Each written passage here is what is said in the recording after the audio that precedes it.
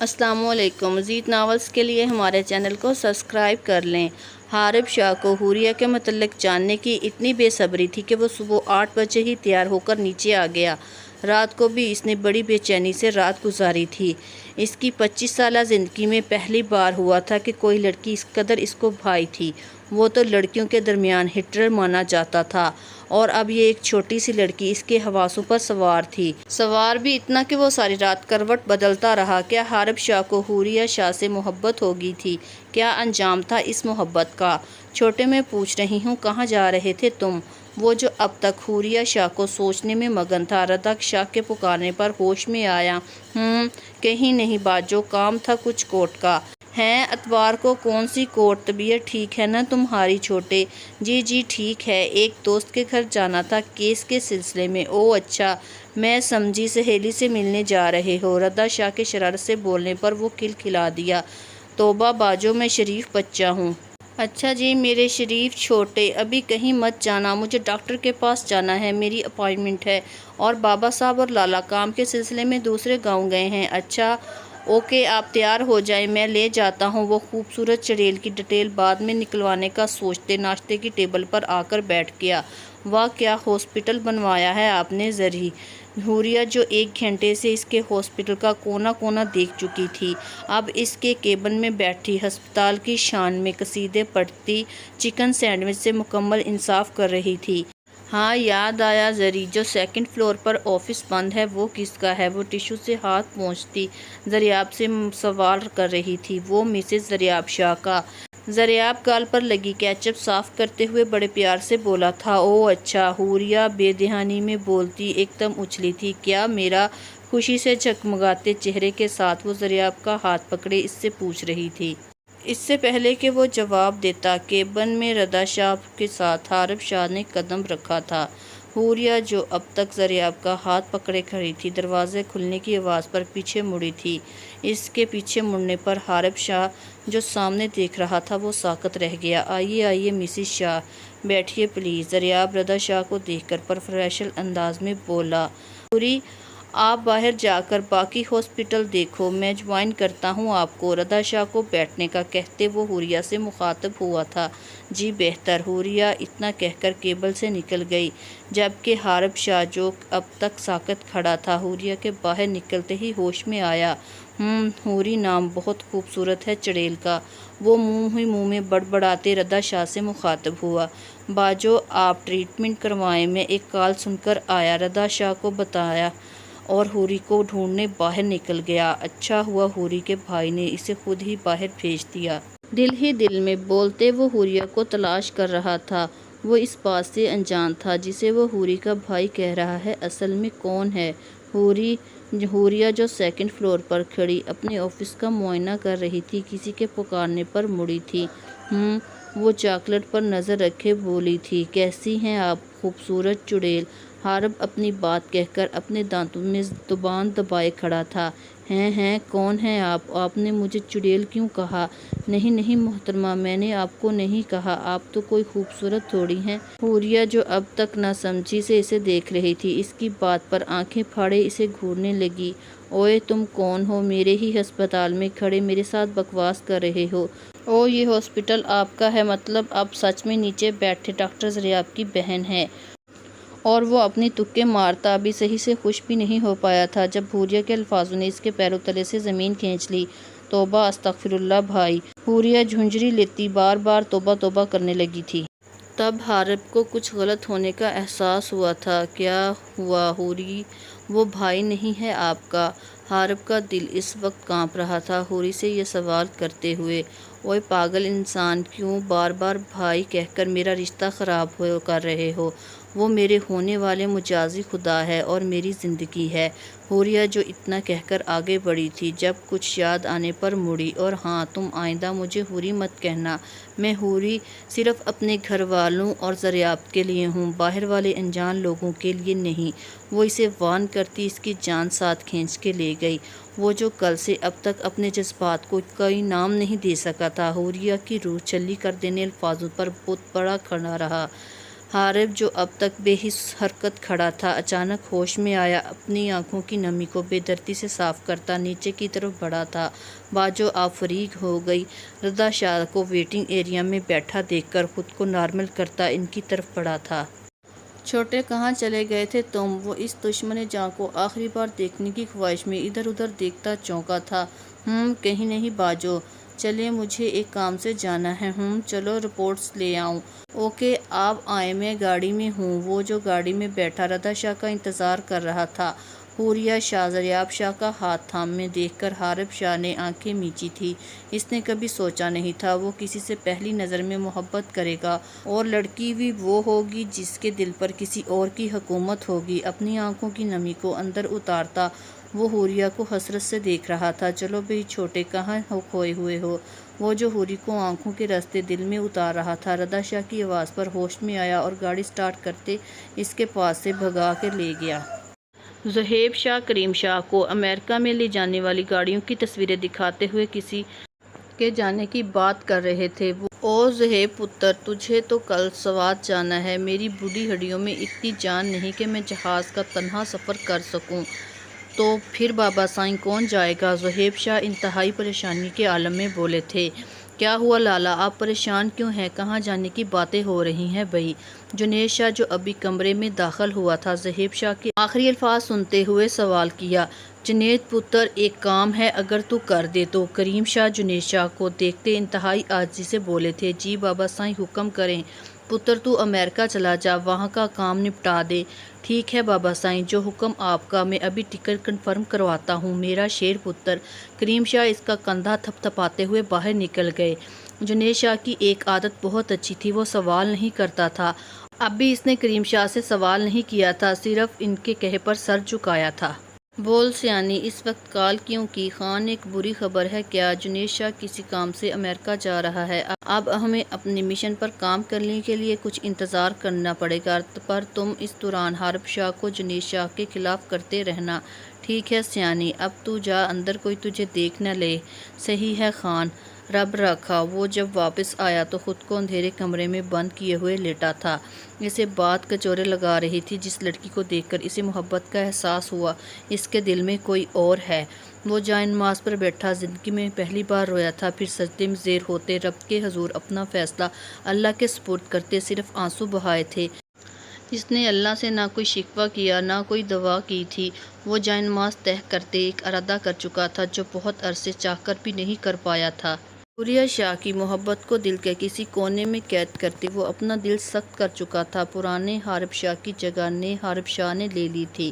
اصولوں کا تو وہ پہلے بھی سخت تھا، پر اب سختی اس کی شخصیت میں بھی آ گئی تھی۔ محبت انسان کو کیا سے کیا بناتی ہے، پھر کسی پتھر کو موم اور کسی موم کو پتھر۔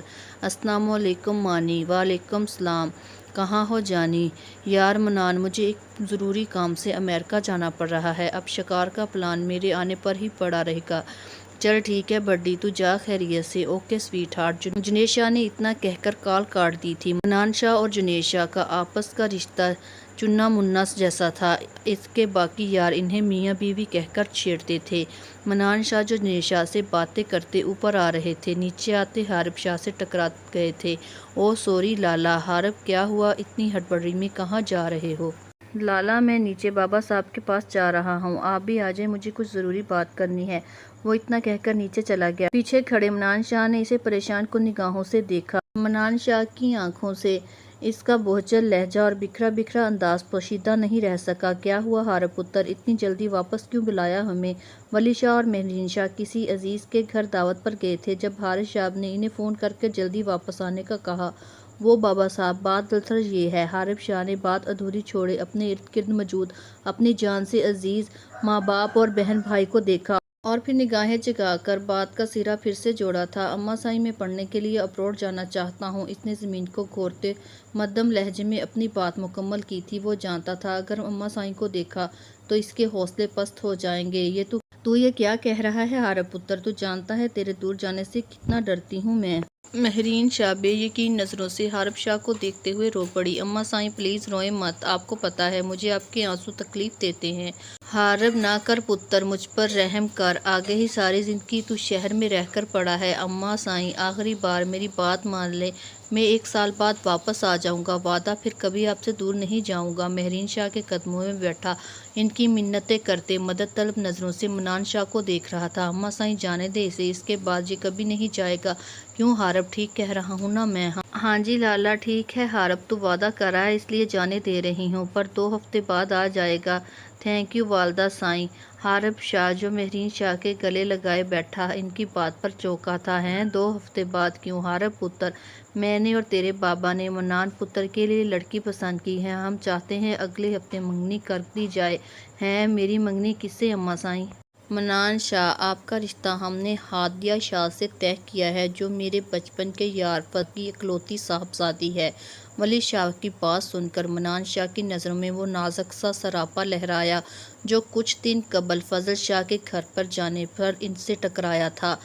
पर पुत्र तुझे कोई एतराज़ तो नहीं? अगर है तो बता दे। वो अपनी ही सोच में मगन था जब वली शाह के सवाल को न सुन सका। वली शाह जो बड़ी उम्मीद से मनान शाह को देख रहे थे, इनके जवाब न देने पर मायूस हुए थे। जब हारब शाह ने मनान शाह के चेहरे पर मुस्कुराहट देख ली, वली शाह को मुखातब करके शरारतीपन से कहा, बाबा साहब लाला को लड़की नहीं पसंद, आप इनकार कर दें। हारब शाह ने मनान शाह को देखते शरारत से कहा था। जब मनान शाह अपने ही ख्यालों में गुम थे, अचानक चौंके जल्दी में बोले, नहीं नहीं मुझे कोई एतराज़ नहीं। इनकी इस जल्दबाजी पर सब खिलखिला दिए थे। ओ लाला इतनी मोहब्बत। हारब शाह मनान शाह को छेड़ता हुआ बाहर की जानब बढ़ा, क्योंकि मनान शाह खतरनाक तेवर लिए इसके पीछे भागे थे। इनकी इस हरकत पर रदा शाह समेत सब हंस दिए थे। महरीन शाह ने सबको हंसते देखकर अपने बच्चों की दैमी खुशियों की दवा की थी, पर शायद किस्मत में कुछ दवाइयों की कबूलियत नहीं होती। पर कौन जाने, माँ की दवा तो अर्श हिला देती है। लाला कहाँ जा रहे हैं आप? हुरिया जो ज़रियाब शाह के साथ अभी हवेली में दाखिल हुई थी, जुनैद शाह को बैग समेत जाता देखकर ठटकी थी। लाला की शहजादी, काम से जा रहा हूँ, जल्दी आ जाऊंगा। हुरिया को सीने से लगाते इसका सर चूमते नरमी से बोले थे। जुनैद शाह जो गुस्से का इंतहाई खतरनाक था, हुरिया शाह से कभी ऊंचे लहजे में बात करने की जुर्रत नहीं कर सका था। ठीक है लाला, मैं इंतज़ार करूँगी, जल्दी आना, ढेर सारी चॉकलेट लाना। हा हा ओके लाला की लाडो। जुनैद शाह कहीं भी जाते वो इससे चॉकलेट की फरमाइश करती, जो आज भी करना नहीं भूली थी। उफ भूखड़। अरे अरे हुरिया, मैं तो मजाक कर रहा था, चलो हम जल्दी समझ गए आप, नहीं तो मैं अपने तरीके से समझाने का सोच रही थी। हा हा हा जंगली जरी, मैं फिर से नाराज़ हो जाऊंगी, अब चले। ओके ओके मादाम, आप नाराज़ ना होना, मैं चल रहा हूँ। हेलो सियानी, एक अच्छी खबर है। क्या खान? मनान शाह का रिश्ता तय हो गया है, वो भी फजल शाह की बेटी के साथ। तो क्या कह रहा है खान, अब क्या होगा? हा हा सियानी तो कितनी भोली है। क्या मतलब? मैं समझी नहीं खान। सियानी, अब आएगा खेल का असल मज़ा, जब फजल शाह की बेटी मनान शाह के मरने पर इसी तरह तड़पेगी जैसे तू मेरे लाला की मौत पर तड़पी थी। वाह खान, क्या खेल तैयार किया है तूने। बस सियानी, अब तू देख एक तीर से 2 शिकार कैसे करता हूँ। इधर मनान शाह मरेगा, इधर जुनैद शाह पर इल्ज़ाम आएगा। हादिया शाह सारी ज़िंदगी मनान शाह के रोग में गुजार देगी। हा हा हा हा। हम प्लानिंग करते वक्त ये क्यों भूल जाते हैं, हम इंसान हैं, जबकि हमें अपनी ज़िंदगी का इल्म नहीं तो किसी के मुतल्लिक़ क्या प्लान करेंगे। वो सबसे बड़ा पालने वाला तो अल्लाह है, वो चाहे तो मुर्दे को भी ज़िंदगी दे सकता है। लाला आप खुश हैं ना इस रिश्ते से? रदा शाह कब से मनान शाह को खामोश खामोश देख रही थी, आखिर रहा ना गया तो पूछ बैठी, गुड़िया मैं बहुत खुश हूँ, समझो मेरी दिली मुराद भर आई है। मनान शाह के इतना कहने पर रदा शाह मुतमिन सी होकर उठ गई थी। जरी गाड़ी रोके, क्या हुआ हुरी? अब वो देखे गोल गप्पे, तो क्या करूँ इनका, मुझे खाने दे। वट हुरी प्लीज़ नहीं। रजी आपने कहा था आप मेरी हर बात मानोगे, आप मुझे खिला नहीं रहे। उफ हुरिया शाह। जी ज़रियाब शाह, चलिए उतरिए, मर्दम खाइए गोलगप्पे। याहू हूँ। अभी वो दोनों गोलगप्पे खाकर फ्री हुए जब हुरिया ने आइसक्रीम खाने की ज़िद की। ये रही मादम आपकी आइसक्रीम, कोई हुक्म? चलिए पार्क के अंदर वॉक करते आइसक्रीम खाते हैं। उफ हुरी प्लीज़ ना। हुरिया के मासूमियत से कहने पर वो पार्क में आ गए थे। وہ جو سب کے سامنے خود کو نارمل ظاہر کر رہا تھا، اب تنہائی ملتے حوریہ کی یادوں میں کھو گیا تھا۔ وہ پارک میں بیٹھا ارد گرد سے بیگانہ حوری کی باتوں کو سوچ رہا تھا، جب کسی کے کلکل کرتی ہنستی پر مڑا اور پیچھے حوری کو زریاب کے ساتھ ہنس ہنس کر باتیں کرتا دیکھ کر اس کے اندر بہت کچھ ٹوٹا تھا۔ وہ اس کے سامنے کسی اور کے ساتھ آئس کریم کھاتے پارک میں چکر لگا رہی تھی۔ یہ وقت حارث شاہ کے لیے بہت اذیت ناک تھا، اور کوئی بھی اس اذیت کو کم نہیں کر سکتا تھا۔ وہ جو کب سے انہیں ساتھ چلتے دیکھ رہا تھا۔ حوری کے زریاب کی آئس کریم چھینٹ کر کھانے پر آنکھوں میں آئی نمی صاف کرتا پارک سے اٹھ کر باہر آیا۔ اس وقت اس کا حال اس پیاسے جیسا تھا جس کے سامنے پانی ہو اور وہ اپنے ہونٹوں سے چھو نہ سکتا ہو۔ شاہ جی انصاف کرو، میں بڑی امید لے کر آئی ہوں۔ شاہ جی انصاف کریں، میں بڑی امید سے آئی ہوں۔ کمارن کیا ہوا بی بی؟ بولو، میرا وعدہ ہے میں تمہارے ساتھ انصاف کروں گا۔ کریم شاہ کی بات سن کر کمارن کو حوصلہ ہوا تھا۔ شاہ جی، وہ جو سکینہ بی بی کا بیٹا ہے نا، اس نے میرے بیٹے کا خون کیا ہے، آپ انصاف کریں ہمارے ساتھ۔ ہم غریب ہیں تو جس کا دل جو کرتا ہے ہمارے ساتھ سلوک کرتا ہے۔ کمارن کل پنچایت بیٹھے گی، اگر سکینہ کا پتر گناہ گار ثابت ہوا تو تجھے ضرور انصاف ملے گا، یہ وعدہ ہے کریم شاہ کا۔ شاہ جی، اللہ پاک آپ کو ڈھیر ساری خوشیاں دے۔ اتنی ترقی کے بعد بھی غنی کرنا اور خون میں بیٹی بہا دینا اس گاؤں کے لوگوں کی روایت تھی، جس میں نہ جانے کتنی بیٹیوں کو اپنے جذبات مارنے پڑتے تھے۔ منان شاہ کے ہاں کرتے ہی ولی شاہ نے فضل شاہ کے گھر آنے کی دعوت دی۔ منان شاہ کے قریب بیٹھا حارث شاہ اپنی سوچوں میں گم تھا۔ اس کی نظروں میں اب شام والا منظر گھوم رہا تھا۔